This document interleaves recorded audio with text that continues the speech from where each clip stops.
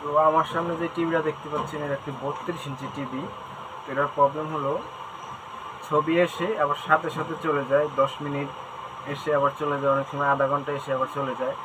তো এটা কী প্রবলেম হতে পারে তো সেটাই দেখাবো, প্র্যাকটিক্যালি দেখাবো। তো ভিডিওটি মনোযোগ সহকারে দেখবেন, কিছু শিখতে পারবেন।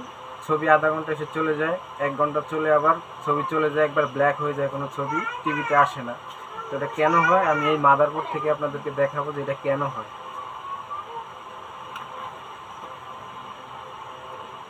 এখানে দেখছেন 2টি ক্যাপাসিটর। এই ক্যাপাসিটরটা কিন্তু ফুলা, আর এই ক্যাপাসিটরটি একদম ঠিক আছে। তো এই ক্যাপাসিটরটা ফুলার কারণে ভোল্টেজটি ডাউন হয়ে যায়। ভোল্টেজ ডাউন হওয়ার কারণে লাইট এসে আবার চলে যায়। তো যদি আমি এই ক্যাপাসিটরটা চেঞ্জ করে দিই আমার ফুললি টিভিটি ওকে হয়ে যাবে, কোনো সমস্যা হবে না। তো দেখাইলাম যে টিভি কীভাবে আধা ঘন্টা চলে যায়, পিকচার কোনো আসে না।